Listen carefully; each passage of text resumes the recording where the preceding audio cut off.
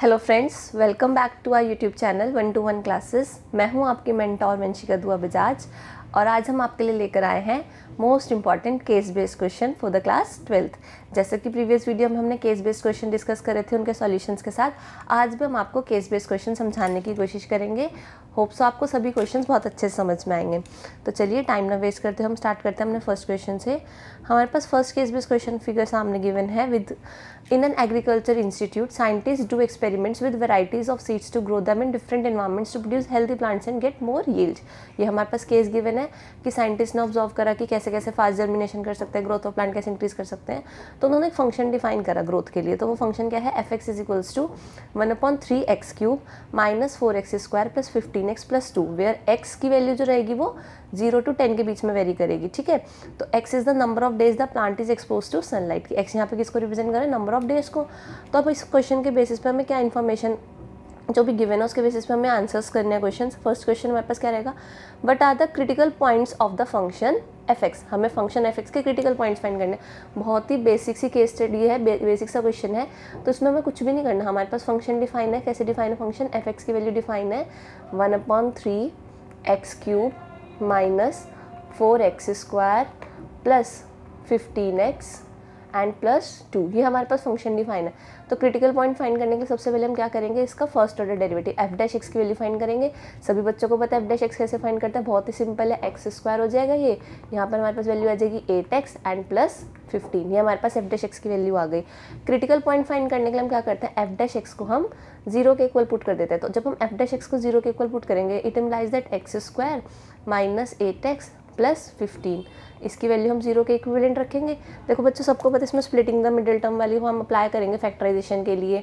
तो क्या हो जाएगा हमारे पास फैक्टर्स इसके, x minus 3 and x minus 5 is equals to 0। और इट इम्प्लाइज दैट हमारे पास x की वैल्यूज़ क्या हो जाएंगी 3 एंड 5। अगर हम दोनों फैक्टर्स देखें तो हमारे पास x की वैल्यूज आ जाएंगी 3 एंड 5। तो but are the critical points of the function f x. तो बच्चों हमारे पास क्रिटिकल पॉइंट्स क्या रहेंगे, हमारे पास क्रिटिकल पॉइंट्स रहेंगे 3 and 5। This is the answer for the first part.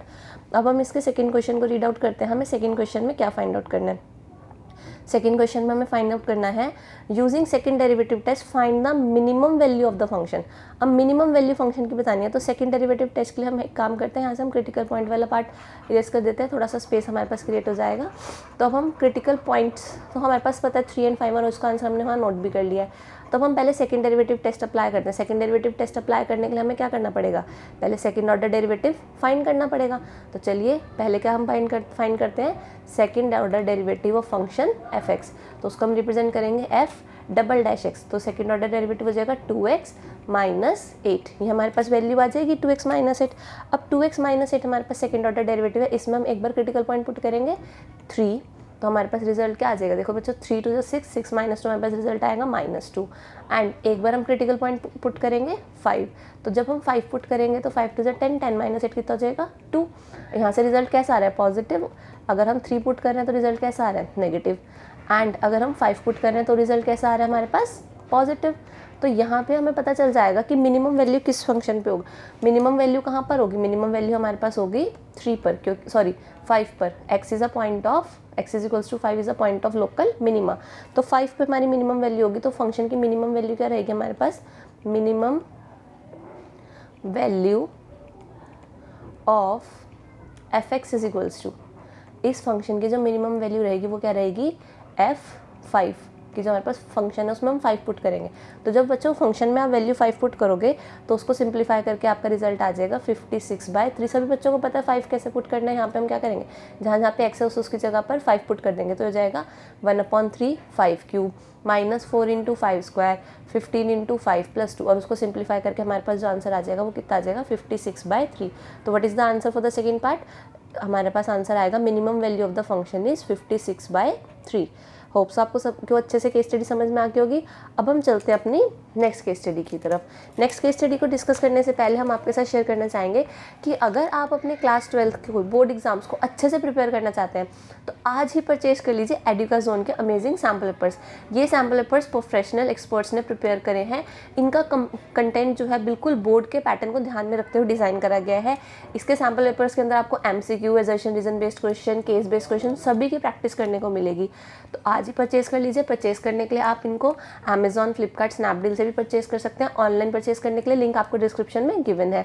साथ ही साथ ये अवेलेबल है नियर बाय मार्केट्स में, और ये आपको क्लास 12 के लिए physics, chemistry, biology, maths, Hindi, English सभी सब्जेक्ट्स के लिए अवेलेबल हो रहे हैं। तो परचेज कर लीजिए, बिल्कुल भी टाइम बिना वेस्ट करे हुए। अब हम चलते हैं अपनी नेक्स्ट केस स्टडी की तरफ, जो कि हमारे रहेगी चैप्टर प्रोबेबिलिटी में से। बहुत ही ईजी चैप्टर रहता है, तो इसके केस बेस्ड क्वेश्चन भी क्या रहते हैं, सिंप्लीफाइड रहते हैं, ज़्यादा टिपिकल क्वेश्चन नहीं आते। तो हमारे क्वेश्चन रीड करते हैं पहले। In a group activity class there are 10 students whose ages are 16, 17, 15, 14, 19, 17, 16, 19, 16 and 15 years. सबकी डिफरेंट एज है, अप्रॉक्सीमेट लगभग एक ही साथ के बच्चे होते हैं। तो उसमें से एक स्टूडेंट को सिलेक्ट करना है, इक्वल चांस है सिलेक्ट होने का, रिकॉर्ड करिए उनकी एज को। तो अब इस सब इन्फॉर्मेशन के बेसिस पे हमें क्या करना है, क्वेश्चन के आंसर बताने क्या रहेगा। तो फर्स्ट पार्ट है प्रोबेबिलिटी, हमें फाइंड करनी है age of the selected student is a composite number. तो अब age of selected student is a composite number. देखो बच्चों, यहाँ पे हमारे पास टोटल 10 स्टूडेंट्स हैं। टोटल कितने स्टूडेंट्स हैं हमारे पास, 10। Total student is equals to 10। उसमें से कंपोजिट एज, ऐसे स्टूडेंट जिनकी एज जो है वो कंपोजिट नंबर की फॉर्म में है। तो फर्स्ट वाले स्टूडेंट की एज 16 है, कंपोजिट नंबर। कंपोजिट नंबर पता है ना सबको कौन सा होता है, the numbers which are not prime are called composite numbers. तो 17 तो प्राइम नंबर है, तो वो नहीं होगा। 15 हो जाएगा हमारे पास कंपोजिट नंबर, 14 भी हमारे पास कंपोजिट हो जाएगा, 19 प्राइम नंबर, 17 फिर अगेन प्राइम नंबर, तो 16 हो जाएगा।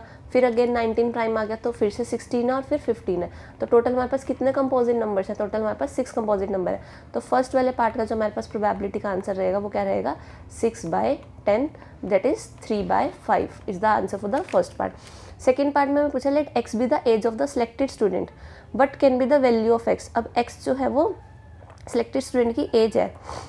तो पहले हम फर्स्ट पार्ट का आंसर लिख लेते हैं। हमारे पास फर्स्ट पार्ट का आंसर क्या था, यहाँ पे हमने इसके सामने लिख दिया 3/5। अब हम सेकेंड पार्ट की बात करते हैं। सेकेंड पार्ट में हमें क्या फाइंड करना है, एक्स जो है वो एज है सिलेक्टेड स्टूडेंट की।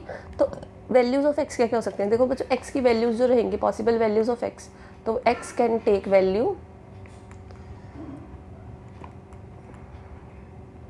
कौन कौन सी एज ग्रुप के स्टूडेंट है, 14 एज ग्रुप के हैं, 15 के भी हैं, 16 के भी हैं, 17 वाले भी हैं। 18 ईयर्स की एज का तो कोई स्टूडेंट हमें इसमें देखने को नहीं मिल रहा ना, तो 18 ईयर हम इसमें नहीं लेंगे। फिर उसके बाद हम लेंगे 19 एंड दैट्स इट। 19 के बाद भी इससे बड़ी एज के कोई स्टूडेंट्स नहीं है। तो एजेस ग्रुप जो हमारे पास रहेंगे वो कौन कौन से रहेंगे, 14, 15, 16, 17 and 19। That is the answer for the second part. तो सेकेंड पार्ट का आंसर हमारे पास क्या हो गया, एक्स की वैल्यूज़ क्या क्या हो जाएंगी, 14, 15, 16, 17 एंड 19। अब थर्ड क्वेश्चन पर चलते हैं। थर्ड क्वेश्चन के ए पार्ट में हमें क्या फाइंड करना है, probability distribution of random variable x. अब एक्स जो हो गया वो हमारे पास रैंडम वेरिएबल हो गया, तो उसकी मीन एज फाइंड करनी है। तो पहले प्रोबेबिलिटी डिस्ट्रीब्यूशन इसका फाइंड बनाना पड़ेगा। तो यहाँ पे हम प्रोबेबिलिटी डिस्ट्रीब्यूशन का टेबल क्रिएट करते हैं। सभी बच्चों को टेबल क्रिएट करना आता होगा इसमें। तो यहाँ पे हम 2 उसमें डिवाइड कर लेंगे इस टेबल को। यहाँ पे हम लिखेंगे x और यहाँ हम लिखेंगे प्रोबेबिलिटी ऑफ x, मतलब x की वैल्यू लेंगे। सबसे पहले x की वैल्यू हमारे पास है 14, तो 14 की प्रोबेबिलिटी देखो बच्चों, 14 इसमें कितनी बार रिपीट हो रहा है, ओनली 1 टाइम। तो 14 की प्रोबेबिलिटी क्या हो जाएगी, 1/10। फिर उसके बाद 15 लेंगे, तो 15 कितनी बार रिपीट हो रहा है, 15 हमारे पास रिपीट हो रहा है ओनली 2 टाइम्स। तो हमारे पास 15 की प्रोबेबिलिटी क्या हो जाएगी, 2/10। देन नेक्स्ट नंबर हमारे पास क्या रहेगा, 16 कितनी बार रिपीट हो रहा है, 3 टाइम्स। तो 16 की प्रोबेबिलिटी लेंगे 3/10। फिर उसके बाद देन नेक्स्ट 17 भी कितनी बार रिपीट हो रहा है, 17 भी हमारे पास 2 टाइम्स रिपीट हो रहा है, तो इसकी प्रोबेबिलिटी भी हो जाएगी 2/10। एंड देन लास्ट नंबर क्या आ जाएगा हमारे पास, एक्स की लास्ट वैल्यू क्या है 19, और 19 रिपीट हो रहा है 2 टाइम्स, तो 19 की प्रोबेबिलिटी भी क्या हो जाएगी 2/10। This is the table for probability distribution. अब हमें मीन एज फाइंड करनी है। मीन एज को हम ई इन एक्स से डिनोट करते हैं। तो इसका फॉर्मूला होता है sigma x into P x. X और पी एक्स की मल्टीप्लाई करो और उनका टोटल कर दो। तो 14 into 1/10 plus 15 into 2/10 plus 16 into 3/10 plus 17 into 2/10 plus 19 into 2/10। इन सबको सिंप्लीफाई करना सभी को आता है। तो जब इन सबको हम सिंप्लीफाई करेंगे, सॉल्व करके हमारे पास रिजल्ट आएगा 164/10, दैट इज 16.4 ईयर्स। तो हमारे पास मीन एज क्या रहेगी क्वेश्चन की, 16.4 years. That is the answer for question number 3 part number A. 16.4 years is the mean age. Next part पर चलते हैं, थर्ड क्वेश्चन के बी पार्ट पर। A student what selected at random and his age was found to be greater than 15 years. अब किसी student की as जो है वो ग्रेटर देन 15 ईयर है, तो हमें उसकी प्रोबेबिलिटी बतानी है कि वो प्राइम नंबर होगा। तो ये तो कंडीशनल प्रोबेबिलिटी का क्वेश्चन हो गया ना। तो कंडीशनल प्रोबेबिलिटी के क्वेश्चन को हम कैसे करते हैं, तो चलिए पहले कंडीशनल प्रोबेबिलिटी के क्वेश्चन को करते हैं। इसमें हमारे पास जो कंडीशन गिवन रहेगी वो क्या रहेगी कि जो एज है वो 15 ईयर से ग्रेटर है। तो पहले हम 15 ईयर से ग्रेटर वाले इवेंट को बी इवेंट लेट कर लेते हैं और इसको प्रोबेबिलिटी उसकी हम फाइंड आउट करते हैं क्या रहेगी।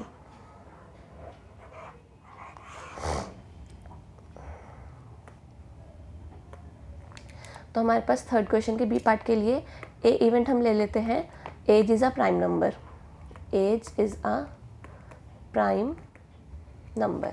दो इवेंट्स हम क्रिएट करते हैं। सबसे पहले बी इवेंट हम लेट करते हैं कि as is greater than 15।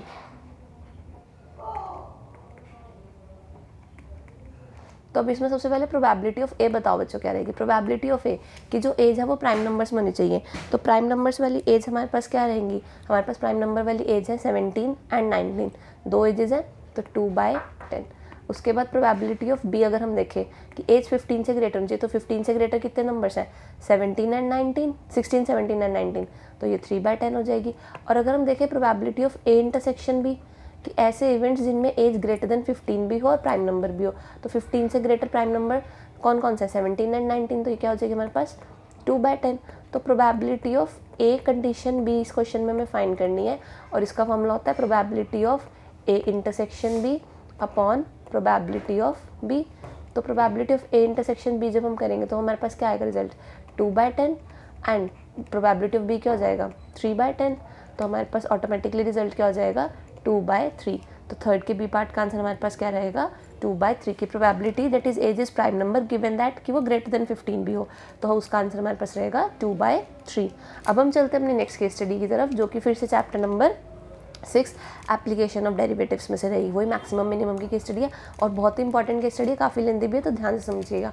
Housing society wants to commission a swimming pool for its residents. अब इसमें हाउसिंग सोसाइटी है, उसमें क्या करना है, स्विमिंग पूल कंस्ट्रक्ट करना है। स्विमिंग पूल की जो शेप है वो क्या रहेगी, स्क्वायर पीस ऑफ लैंड लेंगे और उसको डिग करेंगे डेप्थ तक, तो उसकी कैपेसिटी कितनी रहनी चाहिए 250 क्यूबिक मीटर रहनी चाहिए। कॉस्ट ऑफ लैंड जो वो 500 पर स्क्वायर मीटर है। कॉस्ट ऑफ डिगिंग जो हो जाएगी वो इंक्रीज होती जाएगी विद डेप्थ, जितनी ज़्यादा डेप्थ तक हम डिग करेंगे तो उतनी ज़्यादा कॉस्ट इंक्रीज हो जाएगी। तो कॉस्ट जो टोटल पूल की रहेगी वो हॉल पूल की डिगिंग क्या रहेगी 4000 इंटू डेप्थ स्क्वायर, ये कॉस्ट का रिलेशन गिवन होगी। अब इसमें गिवन है कि हमें साइड ऑफ स्क्वायर प्लॉट को एक्स एज्यूम करना है और डेप्थ को एच एज्यूम करना है। तो हमारे पास क्या हो जाएगा, लेंथ स्विमिंग पूल की वो भी एक्स हो जाएगी, ब्रेथ स्विमिंग पूल की वो भी एक्स हो जाएगी, क्योंकि स्क्वायर प्लॉट है ना। एंड जो उसकी डेप्थ रहेगी, डेप्थ उसकी हमें किस मेंशन है is equals to h metres, ये सब यूनिट्स इसमें है। और ये वॉल्यूम गिवन है कि वॉल्यूम उसकी कितनी होनी चाहिए 250 मीटर क्यूब। तो वॉल्यूम का formula l into b into h जब हम करेंगे तो हो जाएगा x square into h is equals to 250। यहाँ तक हमारे पास रिलेशन आ गई। उसके बाद हमें क्या करना है, कॉस्ट फंक्शन क्रिएट करना है इन टर्म्स ऑफ एच। तो कॉस्ट फंक्शन देखो, कॉस्ट टोटल कॉस्ट हमारे पास स्विमिंग पूल को कंस्ट्रक्ट करने की क्या रहेगी, total cost is equals to, हमारे पास गिवन है कि जो कॉस्ट ऑफ लैंड है वो 500 पर स्क्वायर मीटर है। तो लैंड का जो एरिया हो जाएगा वो एक्स स्क्वायर मल्टीप्लाई बाय 500, ये तो लैंड की कॉस्ट हो गई। प्लस डिगिंग कॉस्ट कितनी हमारे पास, डिगिंग कॉस्ट है 4000 इंटू डेप्थ स्क्वायर, तो 4000 इंटू डेप्थ क्या है एच, तो एच स्क्वायर, ये हमारे पास टोटल कॉस्ट हो जाएगी। अब ये जो टोटल कॉस्ट है ये एक्स और एच दोनों टर्म्स में आ रही है, हमें इसको कन्वर्ट करके किस टर्म्स में लेके आना है, सिर्फ एच की टर्म्स में। तो यहाँ से हम एच की वैल्यू पुट कर सकते हैं। एच की वैल्यू यहाँ से हम अगर देखें तो 250 अपॉन एक्स स्क्वायर, तो यहाँ पे हम पुट करेंगे वैल्यू, एच की वैल्यू नहीं, हम एक्स की वैल्यू पुट करेंगे। एक्स स्क्वायर की वैल्यू क्या हो जाएगी 250 upon h plus 500, sorry multiply, यहाँ पे मल्टीप्लाई का साइन आएगा, प्लस 4000 इंटू एच स्क्वायर। तो हमारे पास जो कॉस्ट फंक्शन रहेगा वो हमारे पास क्या रहेगा, cost function in terms of h is equals to 125,000 upon h plus 4000 into h square. ये हमारे पास फर्स्ट पार्ट का आंसर हो गया, cost function in terms of h. अब हम बात करते हैं सेकंड पॉइंट की। सेकंड पार्ट में हमें क्रिटिकल पॉइंट फाइंड करने हैं, तो नेक्स्ट स्लाइड पर हम चलते हैं, स्पेस क्रिएट है।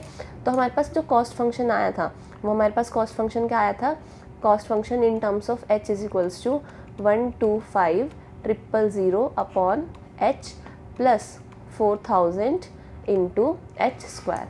तो तो कॉस्ट फंक्शन का क्रिटिकल पॉइंट्स हमें अगर फाइंड करने हैं तो हम इसमें फर्स्ट ऑर्डर डेरिवेटिव करेंगे। तो फर्स्ट ऑर्डर डेरिवेटिव हो जाएगा 125,000, 1/h का डेरिवेटिव माइनस 1/h² प्लस इसका डेरिवेटिव क्या हो जाएगा 8000h। अब हम इस क्रिटिकल पॉइंट्स को 0 के इक्वल रखेंगे। C' को अगर हम 0 के इक्वल पुट करते हैं तो हमारे पास क्या रिजल्ट आ जाएगा 8000h is equals to 125,000/h²। 0 के इक्वल रखेंगे, h³ की वैल्यू कितनी हो जाएगी हमारे पास 125,000/000 था, यहाँ पे हमने 00 लिख दिया तो इसको हम करेक्ट कर लेते हैं यहाँ पर। तो यहाँ पे हमारे पास डिवाइड बाय 8000, ये कट हो जाएंगे 000 से 000, तो h³ की वैल्यू 125/8 है, तो इट इम्प्लाइज दैट h कितना हो जाएगा हमारे पास 5/2, या फिर हम इसको लिख सकते हैं 2.5 मीटर। यही हमारे पास क्या हो गया सेकंड पार्ट का आंसर, क्रिटिकल पॉइंट की वैल्यू आ गई। अब क्रिटिकल पॉइंट की वैल्यू आ गई, हमारे पास फर्स्ट क्वेश्चन का आंसर हो गया, सेकंड क्वेश्चन का आंसर भी हो गया, हमारे पास क्रिटिकल पॉइंट्स आ गए। थर्ड क्वेश्चन में हमें सेकंड डेरिवेटिव टेस्ट अप्लाई करना है और उसमें हमें जो h की वैल्यू आई है उससे हमें मिनिमम वैल्यू बतानी है कि कॉस्ट फंक्शन की मिनिमम वैल्यू क्या होगी। तो हम मिनिमम वैल्यू करने के लिए क्वेश्चन में क्या करते हैं, यहाँ पे सेकंड डेरिवेटिव टेस्ट अप्लाई करते हैं। सेकंड डेरिवेटिव टेस्ट हमारे पास क्या हो जाएगा माइनस, यहाँ पे हमारे पास फर्स्ट डेरिवेटिव टेस्ट में हम दोबारा से डेरिवेटिव अप्लाई करेंगे तो हो जाएगा 125,000 इंटू 2 अपॉन, यहाँ पे माइनस का साइन था और ये भी -2 आएगा, अपॉन हो जाएगा h³ प्लस 8000। तो हमारे पास सेकेंड डेरिवेटिव टेस्ट की वैल्यू आ जाएगी 250,000 अपॉन h³ प्लस 8000। ये हमारे पास सेकेंड डेरिवेटिव टेस्ट की वैल्यू आ गई। और अब इस फंक्शन में हम पुट करेंगे सेकेंड डेरिवेटिव टेस्ट में जो हमारे पास क्रिटिकल पॉइंट आए थे 5/2। जब इसमें हम 5/2 वैल्यू पुट करेंगे तो 250,000 अपॉन 125 इंटू 8 प्लस 8000। तो ये वैल्यू कैसे प्रोवाइड करेगा, ये हमारे पास डबल ऑर्डर डेरिवेटिव की जो वैल्यू आएगी वो रहेगी पॉजिटिव। जब ये value positive, it implies that h is equals to 5/2 is a point of local minima. जब हमारे पास सेकेंड डेरिवेटिव टेस्ट की वैल्यू पॉजिटिव आती है तो लोकल मिनिमा का पॉइंट होता है। तो अभी लोकल मिनिमा का पॉइंट है और इसमें हमें मिनिमा का ही फाइंड करना था। तो पॉइंट ऑफ लोकल मिनिमा, तो what is the minimum cost of constructing of the pool. तो मिनिमम कॉस्ट क्या रहेगी, मिनिमम कॉस्ट फाइंड करने के लिए हम क्या करेंगे, जो हमारे पास कॉस्ट फंक्शन था CH फंक्शन था, हम उसमें h की वैल्यू 5/2 पुट कर देंगे। तो कॉस्ट फंक्शन के में अगर हम h की वैल्यू 5/2 पुट करेंगे तो मिनिमम कॉस्ट हमारे पास सॉल्व करके रिजल्ट आ जाएगा 75,000। ये तो इसमें सिंपल है, जो हमारे पास ये वाला फंक्शन क्रिएट हुआ था सबसे पहले, तो यहाँ पे हम h की वैल्यू पुट कर देंगे। h की वैल्यू हमें क्या पुट करनी है 5/2, 125,000 upon 5 into 2 plus 4000 into 5/2 whole square, यही तो वैल्यू पुट करनी है। तो इसको सॉल्व कर लेना सभी बच्चे, सॉल्व करके आंसर आ जाएगा 75,000 रुपीज़, ये रहेगी मिनिमम कॉस्ट। बहुत सिंप्लीफिकेशन से इसको सॉल्व कर लेना आराम से, कोई प्रॉब्लम नहीं आएगी। और इसी के साथ थर्ड क्वेश्चन का जो बी पार्ट है, ये तो हमने सेकंड डेरिवेटिव टेस्ट अप्लाई करा, इसमें हमें फर्स्ट डेरिवेटिव टेस्ट अप्लाई करना है मिनिमम वैल्यू फाइंड करने के लिए, और फिर x और h में रिलेशन भी फाइंड करनी है।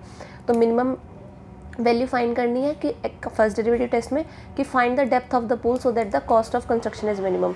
तो डेप्थ क्या रहनी चाहिए जिससे कि कॉस्ट मिनिमम आए, इसका आंसर आप सभी बच्चे हमें कमेंट सेक्शन में जाकर बताएंगे कि किस डेप्थ पर जो कॉस्ट रहेगी वो मिनिमम रहेगी फर्स्ट डेरिवेटिव टेस्ट के थ्रू, और एक्स और एच में क्या रिलेशन रहेगी। ये रिलेशन वाला पॉइंट बहुत इंपॉर्टेंट है, सभी बच्चे कमेंट सेक्शन में जाकर हमें जरूर इन्फॉर्म करिएगा। होप्स आपको वीडियो पसंद आएगी, वीडियो पसंद आए तो वीडियो को लाइक कीजिए, कमेंट करके आंसर जरूर बताइए, शेयर कीजिए एंड चैनल को सब्सक्राइब करना ना भूलिएगा। Thank you for watching our video.